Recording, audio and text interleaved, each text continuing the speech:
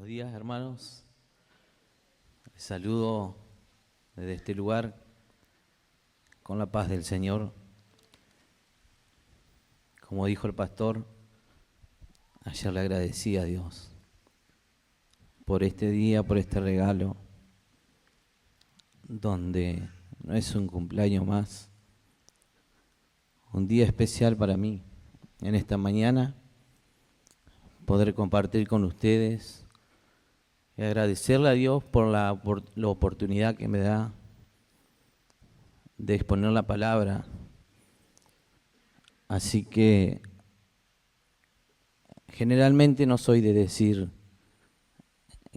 o no me gusta por ahí decir que es mi cumpleaños, pero hoy lo iba a decir porque, vuelvo a repetir, es un día especial para mí.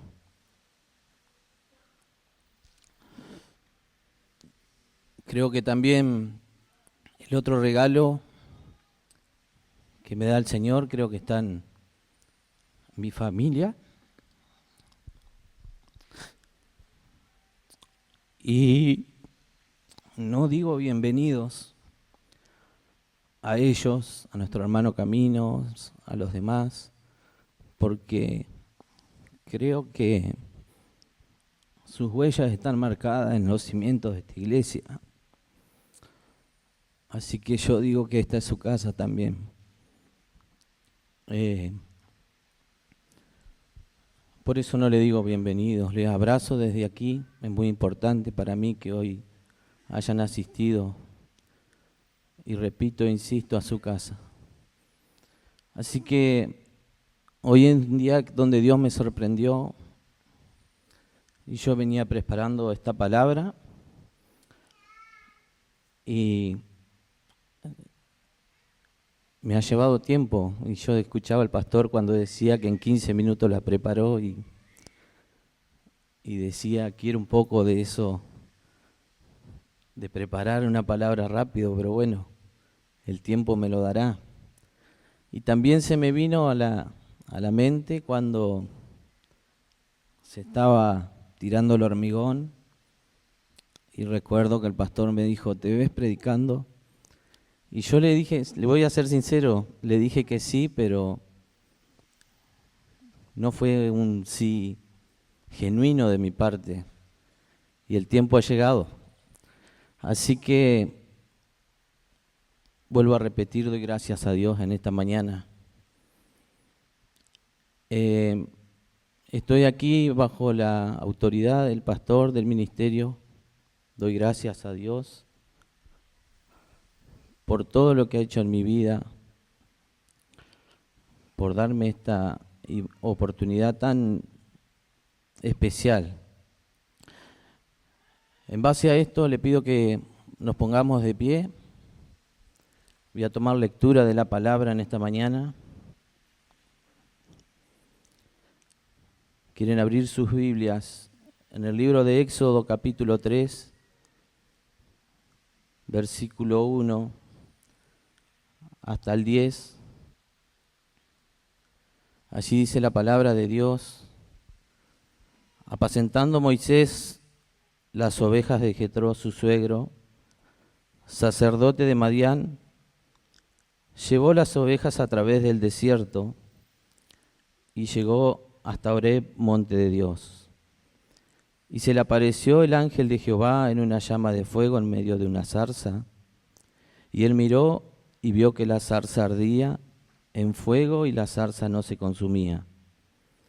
Entonces Moisés dijo: iré yo ahora y veré esta grande visión. ¿Por qué causa la zarza no se quema? Viendo Jehová que él iba a ver, lo llamó Dios en medio de la zarza y dijo: Moisés, Moisés. Y él respondió: heme aquí. Y dijo: no te acerques, quita tu calzado de tus pies, porque el lugar en que tú estás, tierra santa es. Y dijo: yo soy el Dios de tu padre, Dios de Abraham, Dios de Isaac y Dios de Jacob. Entonces Moisés cubrió su rostro, porque tuvo miedo de mirar a Dios. Y dijo luego Jehová: bien, he visto las aflicciones de mi pueblo que está en Egipto y he oído su clamor a causa de sus exactores, pues he conocido sus angustias y he descendido para librarlos de mano de los egipcios y sacarlos de aquella tierra a una tierra buena y ancha, a tierra que fluye leche y miel, a los lugares del cananeo, del eteo, del amorreo, del fereceo, del heveo y del jebuseo. El clamor, pues, de los hijos de Israel ha venido delante de mí, y también he visto la opresión con que los egipcios los oprimen. Ven, por tanto, ahora, y te enviaré a Faraón para que saques de Egipto a mi pueblo, los hijos de Israel. Vamos a orar en esta mañana para que Dios tome el control de esta reunión y nos pueda hablar a través de su palabra. Amén. Señor Jesús, Padre Santo, en esta mañana, Señor, yo te pido, Señor, y te entrego mi vida para que tú hables a través de mi boca, para que sea una palabra, Señor, explicativa, una palabra de edificación, Señor. Bendigo a todos los hermanos que están aquí y aún a los que no pudieron venir, Señor. En esta mañana, Señor, te pido que tú nos ministres a través de tu palabra. En el nombre de Jesús. Amén. Pueden tomar asiento.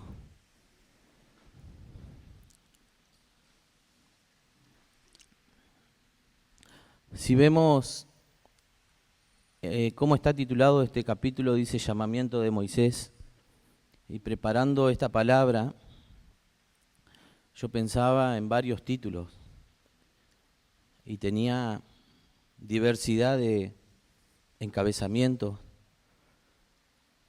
pero decidí titularla con el lema de esta iglesia: lo mejor está adelante. Y a la vez, si vemos un poco el contexto de lo que hemos leído, lo subdividí en 3 partes: viviendo en esclavitud, pasando por el desierto y entre el pasado y la promesa. Aquí podemos ver el llamamiento de Moisés. Recordemos que los israelitas habían caído bajo esclavitud. Ellos son llamados por José en Hechos 7:14. Allí nos informa que eran alrededor de 75 personas quienes van a vivir a Egipto. Pero viviendo ellos allí en Egipto, empiezan a crecer en número.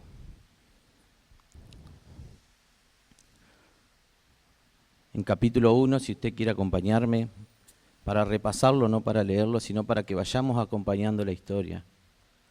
Vemos cómo los israelitas empiezan a crecer en número. Y si vemos versículo 9 del capítulo 1,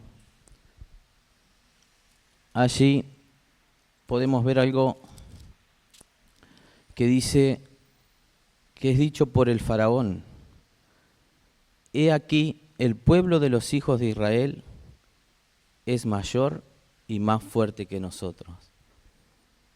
La simiente de Abraham ya no era una simple familia, sino que se había expandido en número, lo cual esto llamó la atención y encendió las alarmas del faraón. A causa de este crecimiento y por temor, dice, a que ellos se levanten, ya que eran más fuertes, estaban tomando fuerza económica, por temor a que estos hagan una coalición con otros pueblos enemigos, el faraón toma una determinación de ahogar a los israelitas con impuestos y servidumbre. Dice que pusieron sobre ellos comisarios de tributos, les empezaron a cobrar impuestos. Y como segunda determinación, empiezan a llevar de a poco a los israelitas a la servidumbre. Pasan a hacer todo el trabajo forzoso y pesado que demandaba una ciudad en crecimiento. Ellos eran quienes hacían los ladrillos de barro, que todos sabemos, ¿no? Es un trabajo liviano. Ellos hacían los trabajos en el campo y allí no existía una máquina John Deere, una cosechadora, solo animales y la mano humana. También eran quienes llevaban adelante la parte gruesa de la construcción. Si por ahí vemos construcciones de esa época, no se usaban los ladrillos que se usan ahora, sino más bien eran bloques enormes. Y calculo que el traslado de toda esa materia prima era un trabajo muy sacrificado. Esto lo hacían los israelitas, quien poco a poco fueron sometidos a servidumbre. Y la semana pasada me tocó atender unos clientes de un país del Caribe, quienes migraron para nuestro país en busca de trabajo y viendo la tonada de ellos, bueno, uno siempre le pregunta de dónde son, y le pregunté que por qué se habían venido. Y ella me relataba, esta mujer con lágrimas en su rostro, más o menos algo parecido. Me decía que el salario mínimo de ese país es de $4. Así que están todo el mes trabajando, si lo pasamos a nuestra moneda, debe andar en 5.600 pesos. Así que la situación le llevaba a tener mínimo 4 trabajos diferentes. Y no solo eso, si sos propietario de 1, 2 y ni hablar de 3 o más propiedades, el Estado expropiaba sus bienes y ellos pasaban a ser inquilinos del Estado. En base a eso deciden volver, pero hay una pregunta que yo les hice y le dije, ¿por qué esperaron tanto? Porque me relataba que su hermano hace 30 años está aquí en Paraná y ella me contestó, repito, con lágrimas en sus ojos, que siempre tuvo la esperanza de que el país cambie. Y me imagino a los israelitas, porque nos hacemos la pregunta, ¿por qué esperaron tanto tiempo? ¿Por qué pasaron tanto tiempo en servidumbre? Y tal vez ellos tenían una esperanza de que Egipto o de que el faraón cambie su mirada o su pensar hacia ellos. Recordemos que ellos pasan alrededor de 400 años bajo esclavitud. Fíjense que versículo 14 de capítulo 1 dice, y amargaron su vida con servidumbre. Y ahí está lo que le decía, en hacer barro y ladrillo, toda labor del campo, y en todo su servicio, al cual los obligaban con rigor. Dice que sus manos cansadas ya no soportaban, ya no podían hacer nada para mejorar sus condiciones. Sus rodillas ya no soportaban el peso, el cual la esclavitud ponía en sus espaldas. Era tanto el peso y la presión sobre ellos que había un cansancio extremo en sus vidas. Y muchas veces nosotros nos encontramos como los israelitas,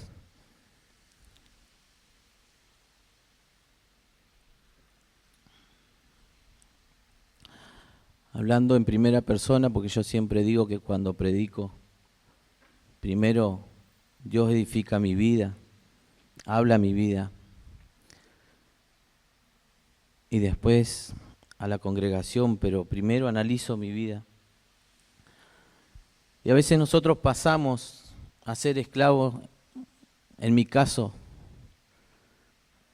yo hice un análisis de mi vida y muchas veces fui esclavo de mi trabajo. Mi esposa y mi hijo me dicen que soy fanático del trabajo. Y a veces tenemos preocupaciones los padres de querer brindarle todo a nuestros hijos, lo mejor, porque hemos entrado en este sistema, en este mundo del consumismo, donde todo te lleva a trabajar más tiempo que la jornada normal de 8 horas. Y también a veces como padres cometemos los errores que queremos darle a nuestros hijos, por ahí lo que nosotros no tuvimos, y eso nos lleva a forzarnos más. Y a veces capaz que nuestro hijo no quiere o no necesita en ese momento lo que nosotros pensamos que él quiere. Yo en mi caso no tengo nada que reprochar para con mis padres. Sin embargo, agradecerles porque me han inculcado el trabajo, pero lo más importante, me han inculcado la palabra de Dios.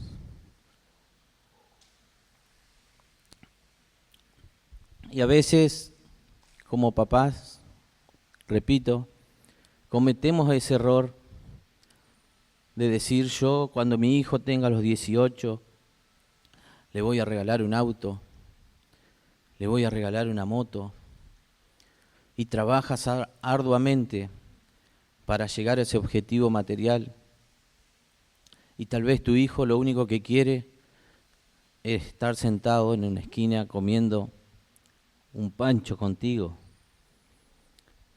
Y a veces desviamos la mirada y entramos en esclavitud de diferentes formas. Yo recuerdo un día que mi hijo Jere me preguntó cuánto ganaba yo en un día. Y bueno, yo le digo, y la verdad a veces gano un poquito más, un poquito menos. A veces salgo a la calle y volvés sin nada. Y él me dice, bueno, vamos a poner un punto medio. Y de ese punto medio yo lo voy a juntar y te lo voy a dar. Pero ese día vos lo apartás para mí. Ah, y sin celular. Así que ahí mi cabeza dijo, ¿qué estoy haciendo? Estoy desatendiendo mi familia. Estaba en ese momento siendo esclavo del trabajo.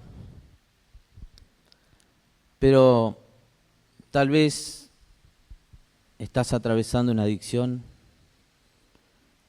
estás atravesando un vicio, el alcohol te ha llevado a no poder levantar la mirada, una separación, has perdido un ser querido y eso te lleva a vivir en esclavitud.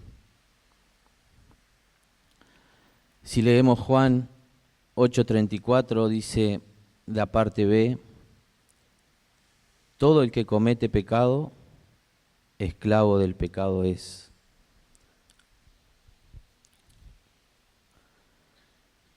Dijimos que los israelitas ya no soportaban más el peso de la esclavitud, ¿verdad?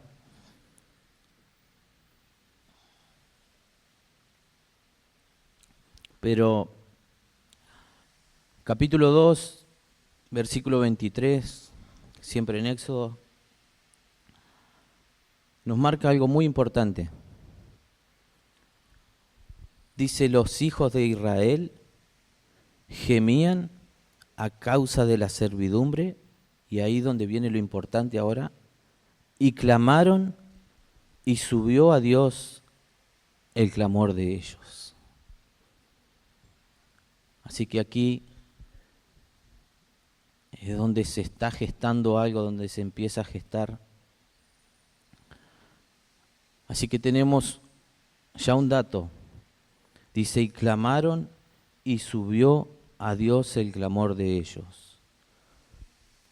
Salmos 116, 1 al 2, dice, amo al Señor porque escucha mi voz y mi oración que pide misericordia.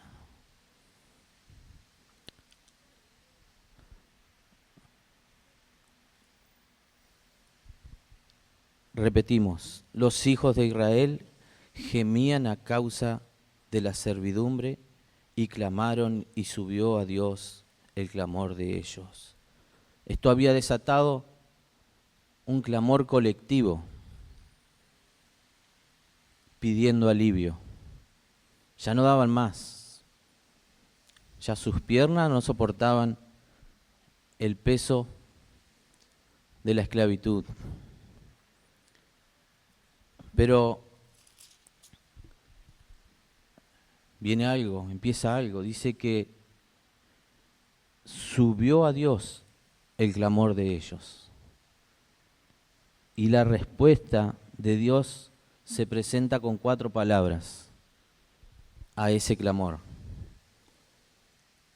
Si vemos capítulo 2, versículo 24 y 25, dice, y oyó Dios, y se acordó Dios, y Dios miró, y Dios reconoció.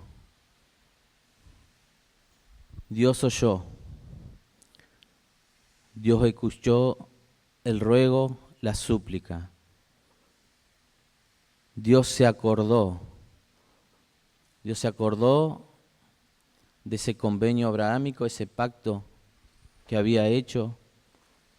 Dios miró, estudió la situación, el panorama, y Dios reconoció que eran sus hijos. Y en base a eso, ideó un plan divino. Si vemos en capítulo número 2, allí podemos ver el nacimiento de Moisés.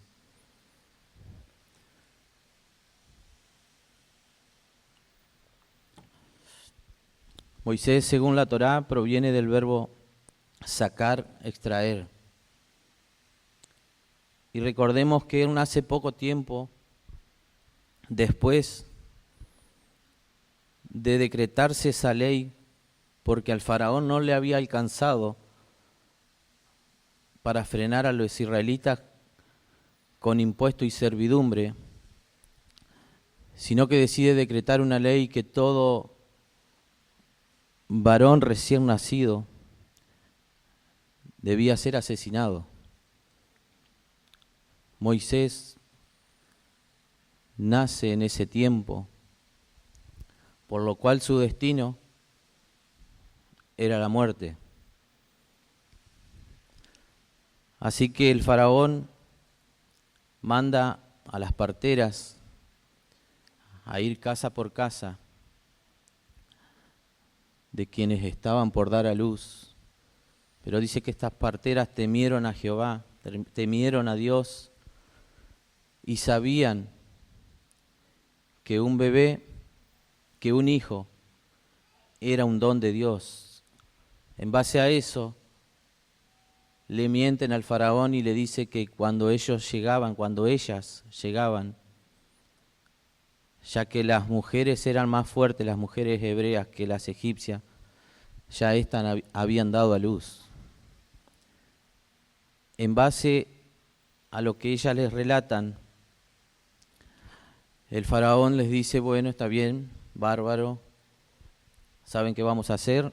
Una vez que lo den a luz, lo vamos a arrojar al río. Dijimos que Moisés nace luego de que se decrete esta ley. Moisés es escondido por su madre, dice la Biblia, durante 3 meses. Y llegado un tiempo que ella teme por su vida y por la de los demás, dice la Biblia que decide armar una canasta, la cual pintó con brea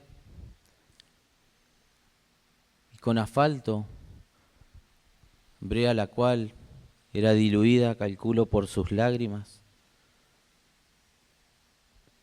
Imagínese el dolor de esa madre preparando la canasta, la arquilla en la cual iba a poner a su bebé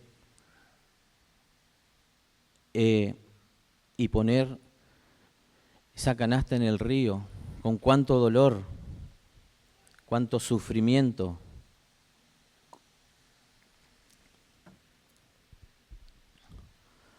Me imagino una vez secada esa canasta, porque la brea se tiene que secar, ella impermeabilizó esa canasta pintando con estos 2 productos que menciona la Biblia, pero me imagino allí a ella apoyando la canasta a orillas del río,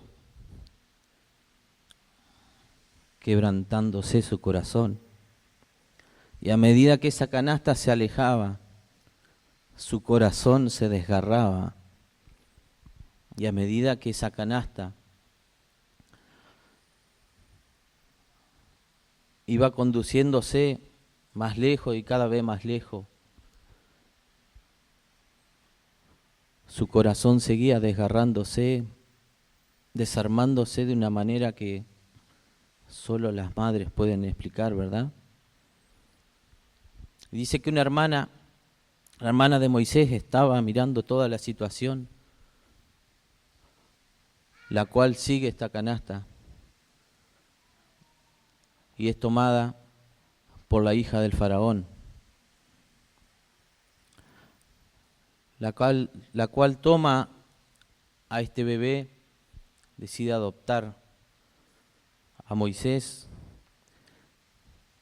pero esta hermana ideó un plan para que Moisés vuelva a los brazos de su madre sanguínea. Así que le dice, si tú quieres, hay una madriza o mamá que recién ha dado a luz, la cual te puede criar el chico, el bebé. Es así que ésta acepta y decide pagarle, pero llegada a cierta edad ella tenía que devolver al bebé a su madre adoptiva. Y me imagino allí a esta mamá volviendo a tener a ese bebé en sus brazos, donde su corazón volvió a latir, donde cantabas tal vez canciones al oído de Moisés, donde tal vez impregnó su perfume en las fosas nasales de este bebé, donde tal vez sus manos acariciaron y marcaron e hicieron saltar todos esos sentidos que tenemos los hijos cuando una madre nos acaricia. Y Y llegado cierto tiempo, la madre tiene que devolver al bebé a su mamá adoptiva. La Biblia no relata mucho de cómo fue la vida de Moisés en el palacio real, pero sí dice, y encontré Hebreos 11:24, dice allí que por la fe él rehusó llamarse hijo de Dios. Perdón, él rehusó llamarse hijo de la hija del faraón. Él renunció a su herencia política, a su herencia real, a su herencia económica. Él no se sentía un egipcio. Recordemos que su mamá inyectó ese ADN hebreo los primeros días de su crianza. En base a esto, él saliendo allí del Palacio Real y tal vez recorría las obras de aquellos lugares, de aquella ciudad, y viendo que en una discusión entre un israelita y un capataz egipcio, el israelita estaba siendo azotado abusivamente para que siga con su labor, el cual Moisés intercede, y este altercado, esta discusión se desencadena y tiene como final un homicidio, al cual Moisés es culpable, y temiendo que el faraón se entere que así fue, él decide salir de Egipto. El faraón decreta y emite un pedido de captura para Moisés.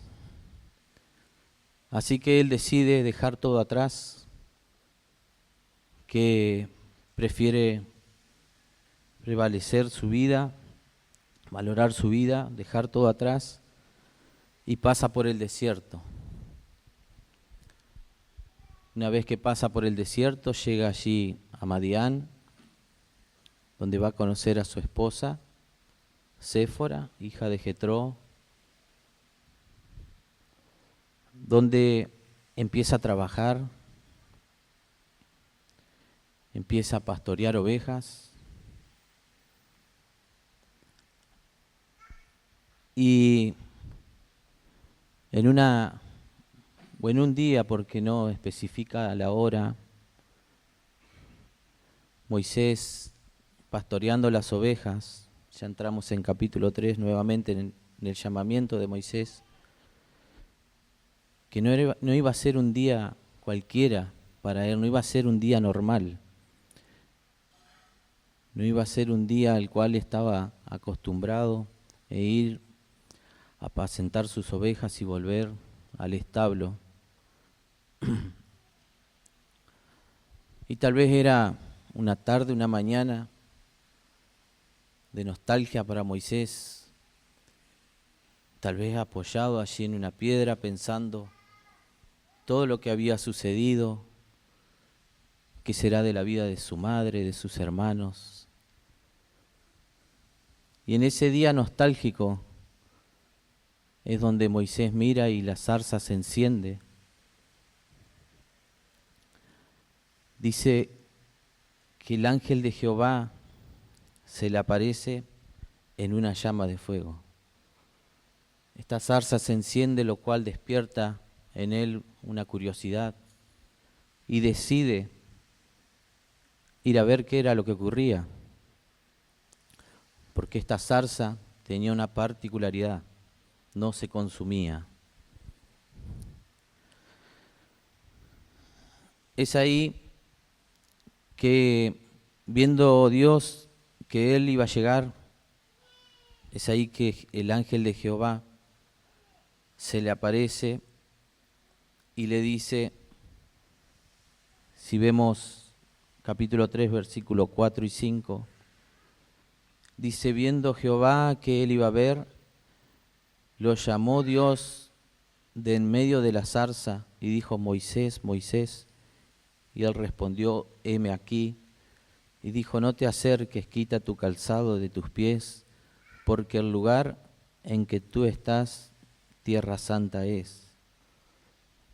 Versículo 6 dice, y dijo, yo soy Dios. Dios se le presenta, el Dios de tu padre, Dios de Abraham, Dios de Isaac y Dios de Jacob. Pero versículo 7 dice, y dijo luego Jehová, bien he visto las aflicción de mi pueblo que está en Egipto, y he oído su clamor a causa de sus exactores, pues he conocido sus angustias.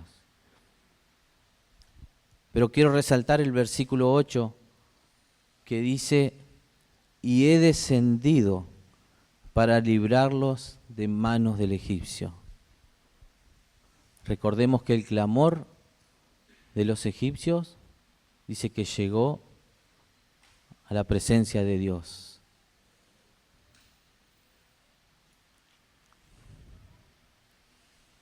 Dios no le dice ahí cuando habla con él, dándole instrucciones. Dios no le dice, ve y pelea con el faraón y yo te miraré de acá arriba como tú tratas de convencer al faraón. No, Dios le dice, he descendido. Y versículo 12 reafirma, dice, ve porque yo estaré contigo. ¿No es impresionante esa experiencia que estaba pasando Moisés? A mí me impactó este versículo donde dice, he descendido para librarlos. Y Moisés, un poco confundido, tal vez atemorizado, le dice, sí, está bien, está todo perfecto, yo te creo en ti, pero llego allá y ¿qué le digo? ¿Que quién me habló? ¿Cómo voy a hacer para que me crean? Y ahí Dios le dice, diles, yo soy el que soy.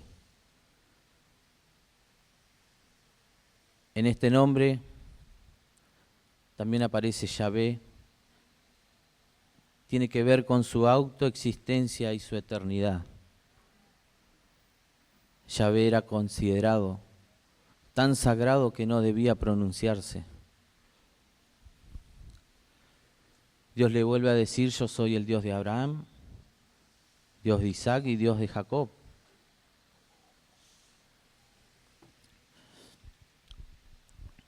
Así que,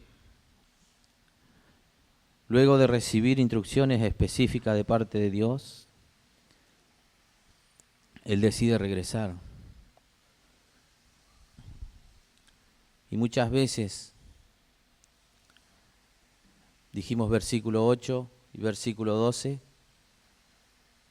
donde Dios le dice, he descendido. Muchas veces no nos damos cuenta que Dios, en situaciones extremas, Dios desciende para pelear con nosotros.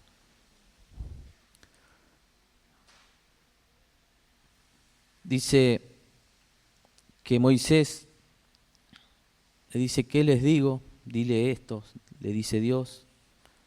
Pero yo no sé hablar, no tengo un buen léxico. Tu hermano Aarón va a ir contigo, él hablará por ti. Así que Moisés, haciendo caso a la palabra, a la orden a la cual Dios le había dado, decide volver. Y también le habla a Aarón y le dice que lo cruce en el desierto. Es allí que se cruzan, Moisés le cuenta su experiencia, le dice que junte a los israelitas para argumentarles todo lo que Dios le había dicho.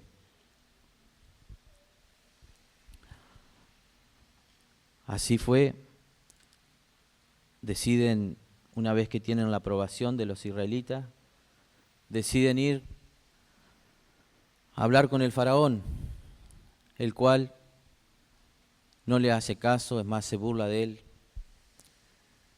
Y en base a eso, Dios desata las plagas sobre tierra egipcia. Allí viene la plaga de la sangre, viene la plaga de las ranas, viene la plaga de los piojos, viene la plaga de las moscas, viene la plaga del ganado, de la úlcera,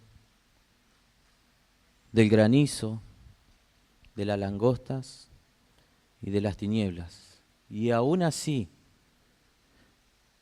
el faraón, viendo su tierra arrasada totalmente, no deja ir a los israelitas. Pero capítulo 12 dice Dios, una plaga traeré. Si vemos versículo 29, dice que Jehová hirió a todo primogénito, incluyendo al hijo del faraón.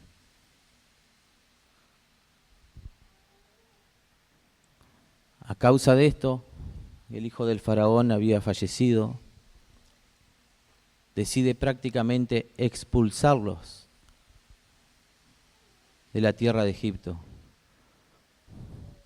Dice que aproximadamente 600.000 personas emprendieron el viaje, sin contar niños, animales y quienes se sumaron. Si vemos capítulo 13, versículo 18, dice, por el desierto llevó Dios a los israelitas. Y versículo 21 dice, y Jehová iba delante de ellos.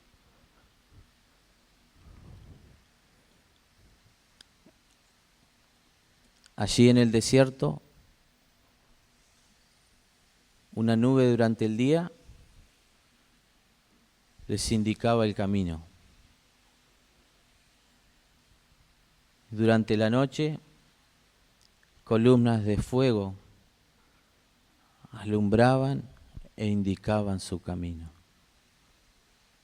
Estaban mirando y viendo en primera persona milagros y prodigios en favor a su libertad.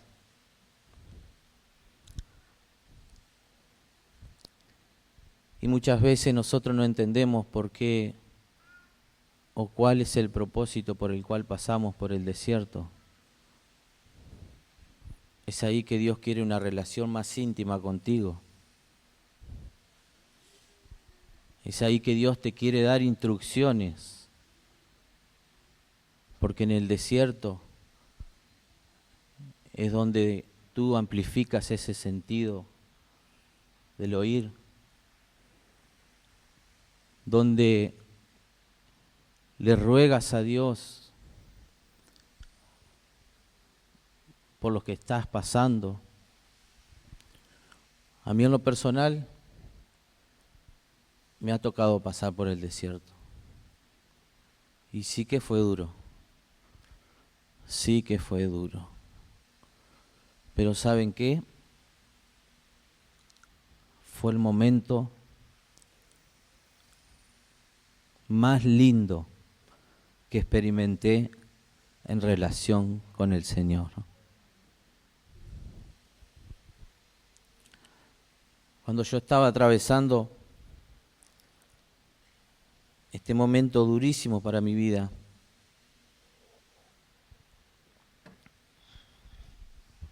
lo cual, o en el cual yo le rogaba a Dios,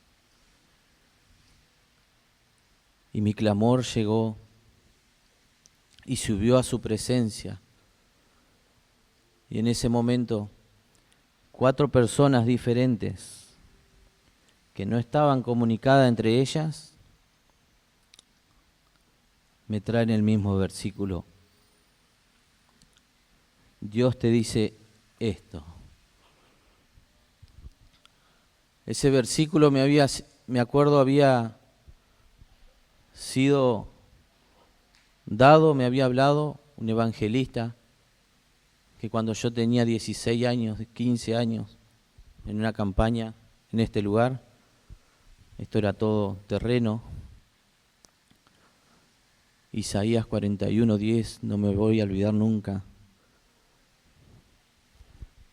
Volviendo y haciéndome recordar esa palabra que Dios había soltado, no temas porque yo estoy contigo. Ahí entendí por qué Dios había permitido que yo esté pasando por la situación que estaba pasando. Dice, ellos pasaron por el desierto hasta llegar a orillas del Mar Rojo.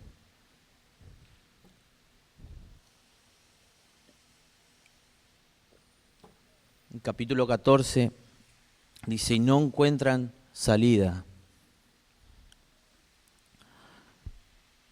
Comenzaron los reproches hacia Moisés. Habían personas que decían, ¿no era mejor que seamos enterrados allí en Egipto, que nos has traído, nos has sacado de allí, para que seamos enterrados en este lugar? Otros decían, ¿por qué no volvemos a Egipto y seguimos como esclavos?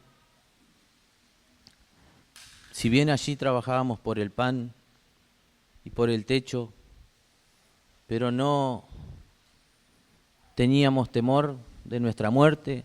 Y mira tú, Moisés, ¿a dónde nos has traído? Ellos acampando allí en la costa del Mar Rojo, pero teniendo detrás al ejército egipcio, murmuraron y no confiaron en Dios. Allí vino el miedo, allí vino la impaciencia. Pero ¿saben qué? Esto fue permitido por Dios porque ellos habían salido de Egipto, pero Egipto no había salido de sus corazones. Y muchas veces a nosotros nos pasa eso. Queremos estar bien con Dios, pero no dejamos atrás nuestra vieja vida. Queremos traer aquellas cosas del mundo, no queremos despojarnos de ella. Y así estaban los israelitas en esa situación, acorralados. Le voy a pedir a mi hermano Mariano si puede subir. Ellos se encontraban entre el pasado y la promesa. Si leemos Gálatas 5:1, dice, estad pues firme en la libertad con la que Cristo nos hizo libres y no estéis otra vez sujeto al yugo de esclavitud. Y en ese momento de confusión, donde todos opinaban, donde todos tenían su postura, en esa noche de campamento, dice que Moisés oró.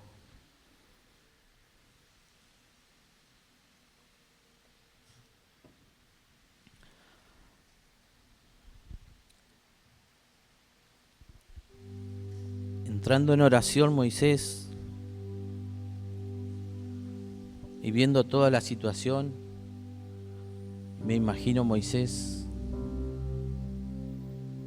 con toda la responsabilidad, cómo se habrá sentido. Pero él confiaba en Dios, en esa promesa.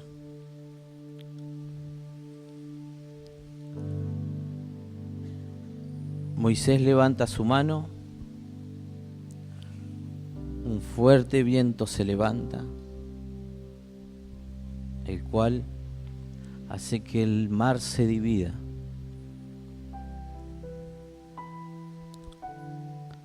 Y dice la Biblia que el ángel de Jehová iba delante de ellos.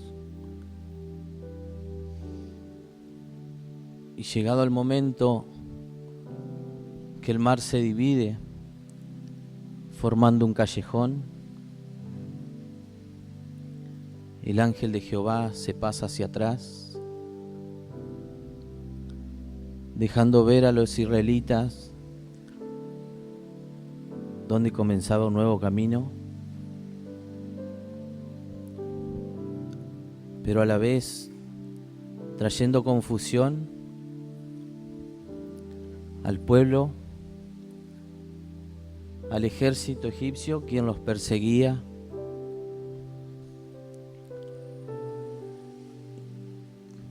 Y es ahí que deciden cruzar.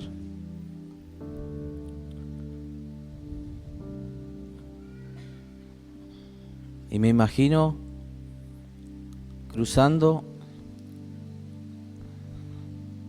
de una orilla a la otra, viajando tal vez con carros, cargados con mochila,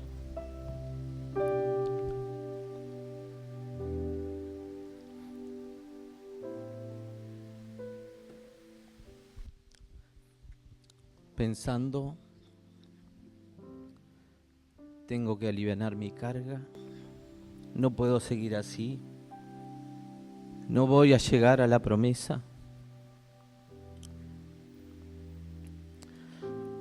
Así que los israelitas deciden dejar en el camino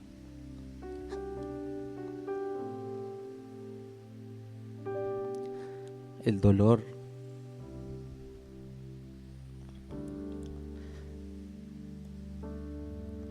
el sufrimiento,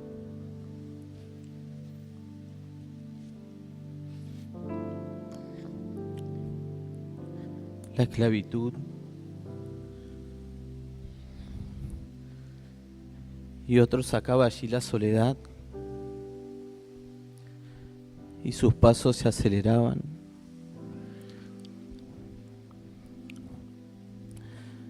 Y tal vez otro sacó la depresión.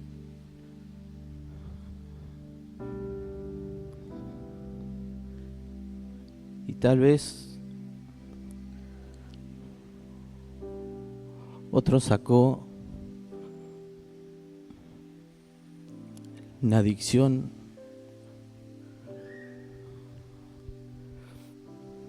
haciendo que sus pasos sean aún más rápidos para llegar a la promesa.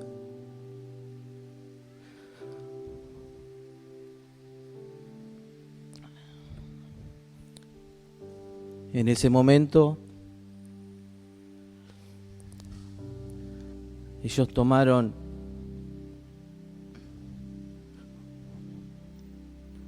y vieron lo que verdaderamente Dios había hecho.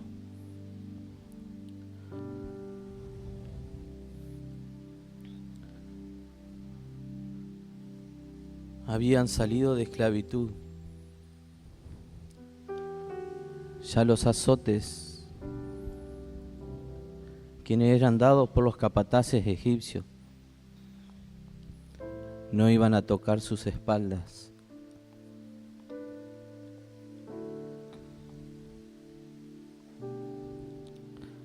Ya el desierto había quedado atrás.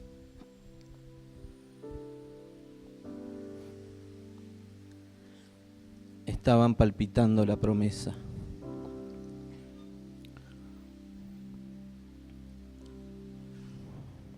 Yo te pido que tú te pongas de pie en esta noche, en esta mañana, perdón.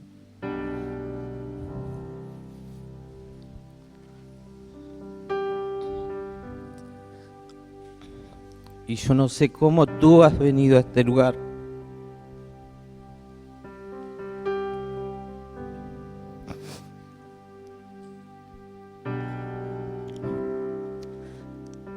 Tal vez tus manos cansadas, piensas que ya no puedes hacer nada para cambiar tu vida.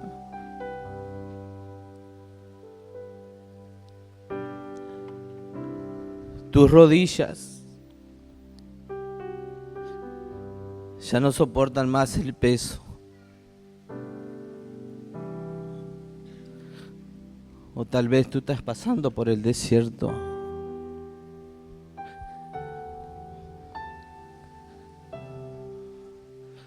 Hoy Dios te dice: yo he descendido para pelear contigo. ¿Cuántos lo creen? Hoy Dios te dice: ve, porque yo estoy contigo.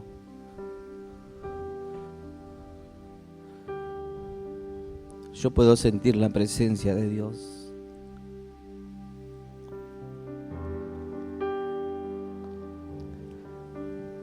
En esta mañana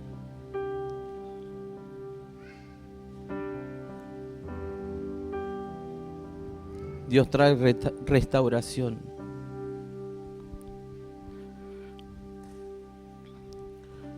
Pero tal vez tú te encuentras en un camino sin salida, como le pasó a los israelitas. Y miras atrás y solo ves tu pasado, al cual no quieres recordar porque ha sido duro.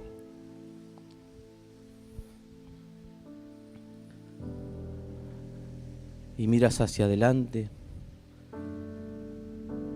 y no ves la salida.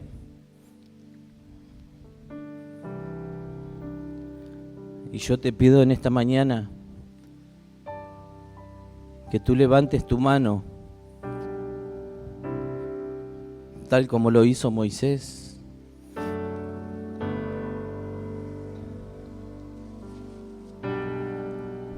Tu clamor ha llegado a los oídos de Dios.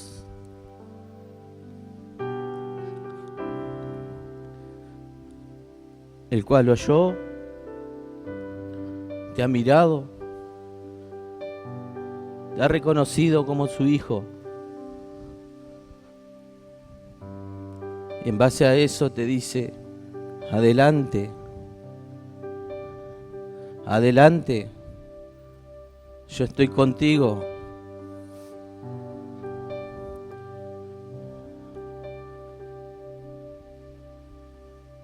En esta mañana tal vez el dolor impedía levantarte.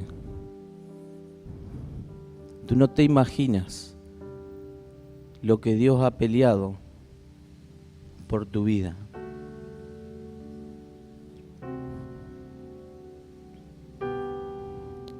Espíritu Santo de Dios, en esta mañana, Señor, yo te pido que tú nos ministres de una manera especial. En el nombre de Jesús de Nazaret.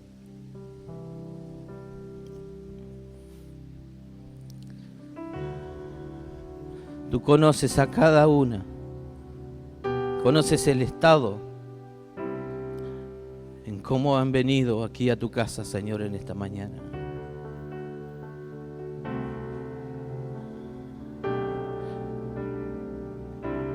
Si tú quieres pasar al altar,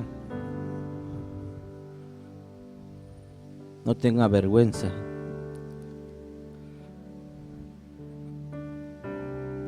Hoy Dios quiere tocar tu vida. Dile: Señor,